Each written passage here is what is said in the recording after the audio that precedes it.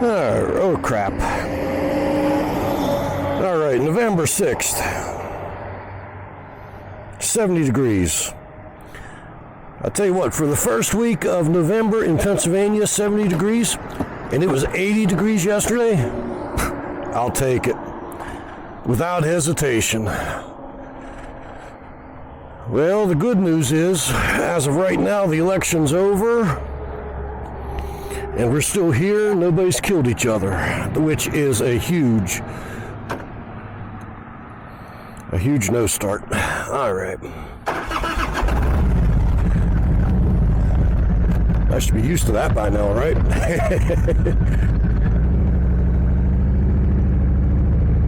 But, yeah, I mean, there's no rioting. I was wrong on that. I mean, there's no, what do they call it? I think it's officially called, like, civil unrest or something, which I am perfectly fine with having none of that, at least around here.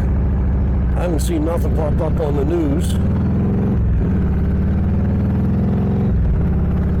I did bounce on YouTube a little bit today, and I am amazed at how many foreign countries are reporting on our presidential election.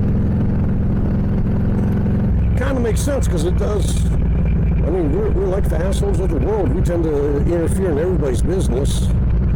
So, yeah, I could see why they take an interest in us or our election.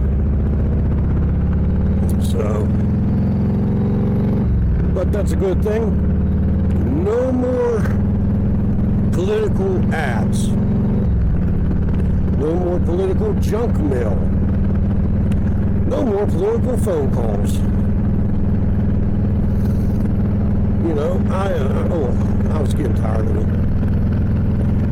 We need to start doing like other countries do and have like a 2-month limit as to when they can campaign. That's it.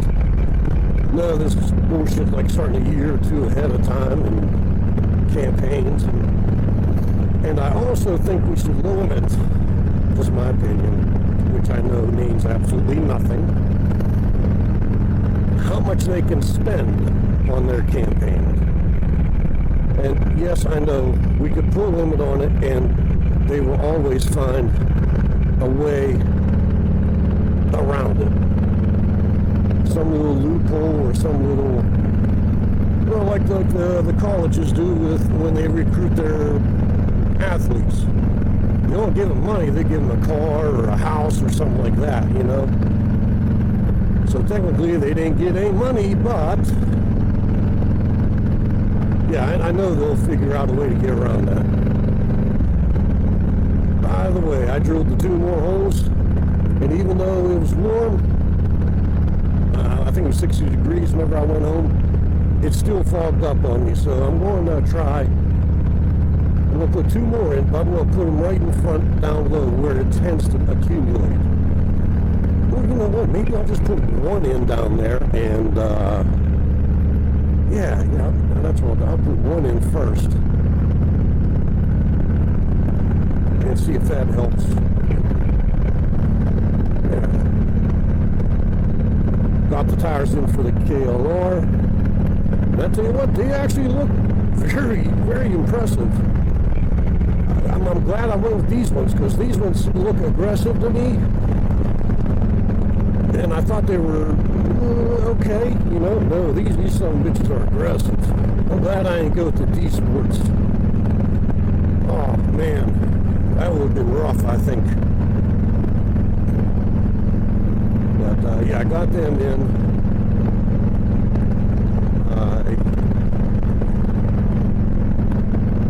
I'm going to have to do something with the... I'm going to probably coat the rim somehow.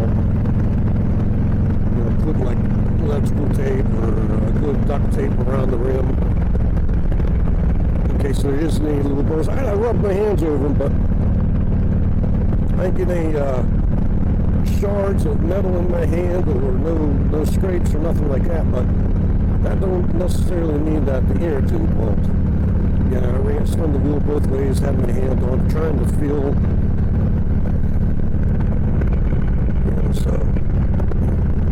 And I was trying to think of what I could do around that tire valve hole, being that that's where most of the slime leaked out and sealed. It was right there at that valve stem.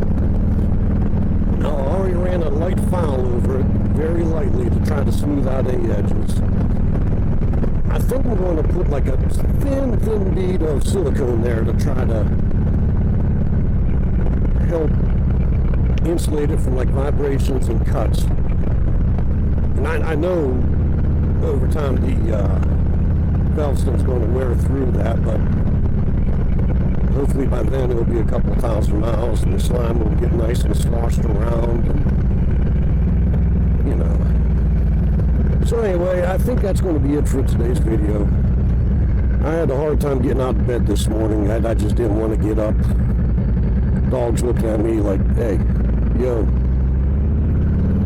can't be here all day. I gotta do my thing. So, you know, chased me out of the house. Nah, he didn't. I can't say it like that.